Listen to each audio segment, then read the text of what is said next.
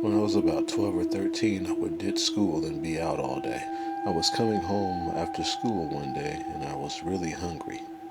I looked over in a yard and I ended up seeing a bunch of mushrooms. One of them was very large and enticing.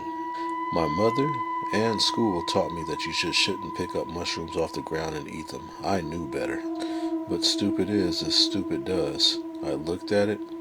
It was very delicious and pleasing to the eye and tantalizing, and it just screamed, "Eat me." So I did. I ate the entire top off of it while I was walking down the street. I decided to pick up the pace because I was late coming home, so I walked a little faster, which got my heart pumping real hard. I got a little further down the block and I started not feeling too good. My stomach started hurting and cramping really bad. By the third block, I had thrown up at least 3 times. I made a slow shuffle all the way home and continued to vomit until I got into the house, where I had to run to the toilet because I had diarrhea. I went to bed early that night and my mom came home late, and when she came in, she checked on me and noticed that I was really sick. I just tried to pass it off as the flu, and she left me alone. Luckily, it was the weekend. I laid there all night vomiting into a bucket that I had on the side of the bed, tossing and turning with sweats all night, getting up and running to the bathroom and going back to lay down. At some point or another later in the evening, it felt like I had to get up and go use the bathroom again. I tried to get up, and to my surprise, I found out I couldn't move. I tried and struggled, but to no avail. I couldn't get up. Time passed, and then suddenly I realized I wasn't breathing. So I started to panic, but there was nothing I could do but lay there paralyzed, not moving. Everything got all queasy and like kind of blurry, like right before you pass out, and then the world went black. I could also hear this high pitched ring that was in the air, and I couldn't figure out where it was coming from. The next thing I knew, I was looking up at the ceiling and I was puzzled and couldn't figure out what was going on. I flipped myself over and pushed myself around to see myself laying down on the bed in a twisted, contorted fashion, kind of like how something looks like when it gets ran over. The high pitched ring got really loud, and I pushed myself off of the ceiling onto the floor and found out that if I willed myself, I could stand on the ground, and sat there and looked at myself and realized that I was not in my body. We lived in the hood, so I heard a lot of different noises and voices outside the window of my bedroom. It wasn't uncommon for this time of night. There were people that sat out there all night long selling drugs, prostituting, gang banging, and whatever else you could think. There were lots of people out there. I went to the window to look outside, and there outside was the usual suspects that I had spoke about. But this time it was different. There were creatures walking around everywhere out there with them, kind of like a scene from Star Wars, following people around, and shadows that seemed to dart in and out of the houses that were around. There were all kinds of creatures, lizard-looking creatures. There were little horned monsters, I call them imps, running around, scurrying about on the floor like mice and dancing around people's legs. Walking up over towards the window, I seen a creature that looked something like a Bigfoot. It was very large, and my bedroom window was at least about 10 feet off of the ground. I backed up really fast because I didn't want the creature to see me because it was passing right by the window. When I thought it had passed by, I looked back out the window, and it stuck its face in the window and made a scary, stern look. I was startled, so I went back a little. It laughed and smiled at me, and then walked off. I was horrified. All of a sudden, I felt some kind of a magnetic pull. Something seemed to have grabbed me from the back and jerked me backwards.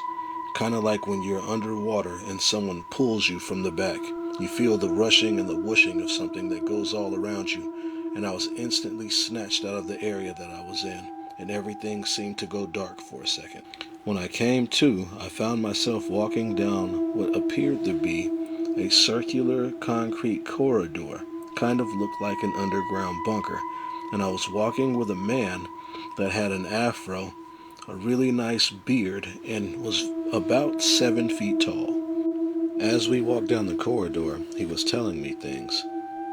Things like, when you get in there, don't think any bad thoughts. And he said, and don't have any curse words or anything. And I was going, yeah, okay, yeah. So we walked down the corridor for a little while till we got to this large round door. When we got to the door slid open like on Star Trek, or how the supermarket doors open. Inside of the doors was a very large room that had pillars that stretched to the sky. There were two streams of water, one on the left and one on the right. And down the middle it ran to what appeared to be three thrones, with a very large man sitting at the throne in the middle. I looked at the tall man that walked me in there, and he was like, go ahead, go on in. I hesitated for a moment, and then I walked in, and the door slid shut behind me. The very large man that sat on the throne at the end of the room beckoned with his voice and told me to come. I looked down there and saw how large he was and thought in my head, there's no way I'm going down there. He got up off of the throne, he took a few strides, and he was standing right before me. He was massive. He was dressed in a robe with some kind of a headdress on his head, a perfect, sparkling large beard with big purple eyes. He also had on what appeared to be like a skirt and had really muscular legs. He looked at me, turned around, and told me, come sit. And I followed behind him, and I ran to keep up with him because one of his steps was like 10 or 20 of mine. I sat in the throne to the left of him, and we sat there for some time trying to figure out what to say to him. Every once in a while, I would look over at him and try to look at his arms and shoulders because he was really, really large. And every time I looked at him, he would look at me fast and immediately like he knew. So when he looked over at me, I would look away. And some time went by, and I asked him with my mouth, I said, what are we waiting for? He looked over at me and said, we are waiting for someone. So we sat there for what seemed like to be more than a few more hours. While waiting, I got bored and started looking around the room that we were in. I looked at the pool of water that ran all the way to my throne and ran past behind me and got curious and wondered what was behind the thrones. So I leaned over and looked behind the thrones and seen a very large, vast ocean, sparkling and shining, that seemed to stretch out forever.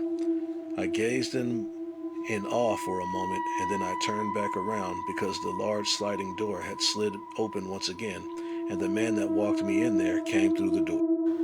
The being that I was sitting with quickly stood up and walked down to the man that had came through the door. I got up and tried to follow as fast as I could, but by the time I got there, they were just standing there staring at each other.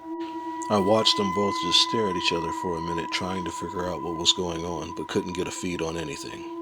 Suddenly, the larger one turned to me, knelt down, and then put his face right in my face and said, don't go anywhere, I'll be right back, you're mine.